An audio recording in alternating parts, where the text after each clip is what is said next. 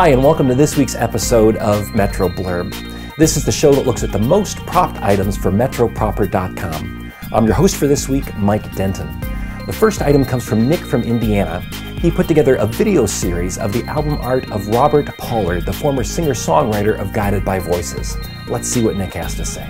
What's up, this is Nick from at Records in Chicago. I submitted the music video for Robert Pollard's Shadowport, which includes 20 years of his artwork. You can find out more at robertpollard.net. But it's all gone. Can tell a lot by over and out. The next blurb comes from Jill in Chicago. She submitted a link from splcenter.org about one of the nation's most prominent anti-immigration groups, the Federation for American Immigration Reform. I submitted a link to the Southern Poverty Law Center's website about a report that they did on a very prominent anti-immigrant group that has strong ties to white supremacy. They found that this group, despite their bigoted views, was quoted in the mainstream media as well as testifying before Congress. If you want to learn more about the report, you can go to splcenter.org. So what if your toys came to life? Would it really be like anything it is in the movies? Probably not. First of all, your toys are plastic and they really don't know anything. Here's a video about a kid whose toys did come to life. Hi, I'm Jason and I submitted this video because not only is it hilarious, but it gives me reason to preemptively punch my toys in their faces. What am I? What am I? You're my stuffed dolls. You came to life. Let's play. Who are you? Who are you? Who are you? Who are you? Shut the fuck up. What is this? Fuck you. Fuck me. Denzel Washington. Mom, my toys are retarded. Hey, we only have 2 blurbs left, but I wanted to remind you that if you'd like to host an episode of Metro Blurb, send an email to metroblurb@gmail.com. There's a new host every week, so if you think you can do it, give it a shot. The next link comes from Alfonso in Chicago. Alfonso is always submitting things that have something to do with science.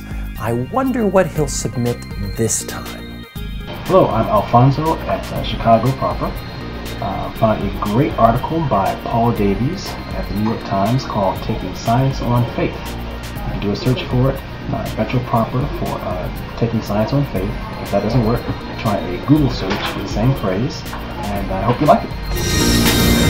All right, everyone, it's time for the last blurb of the week. This one comes from Mike in Griffith, who submitted a video about inattentive blindness.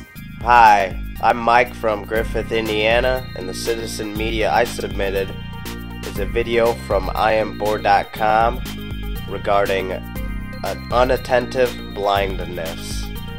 Goodbye. Okay, here's a test for you. I want you to watch this next film. It shows a group of people passing lunch boxes from one to another. What you've got to do is count the number of times this lunchbox is passed from person to person. Now, it moves quite quickly, so you'll have to watch closely. So, all you have to do is keep an eye on that black lunchbox as it goes from hand to hand, counting the number of passes that are made between the brainiacs.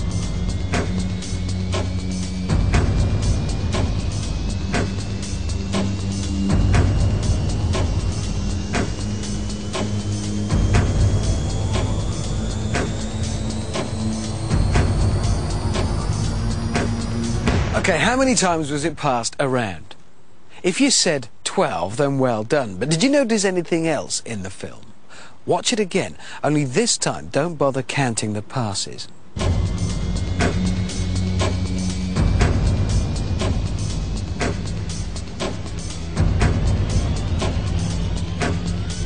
A film like this was recently shown to a group of 400 people. When they were told just to watch this sequence, not to count the passes, most people easily spot the, yes, brainiac in a bee suit. She was on screen for a full 6 seconds, but did you spot her? In the test group, less than 10% of people noticed her first time round. Scientists call this inattentive blindness. It happens because we have a limited ability to absorb and remember detail when our brain is overloaded with information. Well, it's time for me to go. I'm moving to Seattle proper, so goodbye, Chicago. Thanks for submitting your citizen media. Keep it up, and so will we.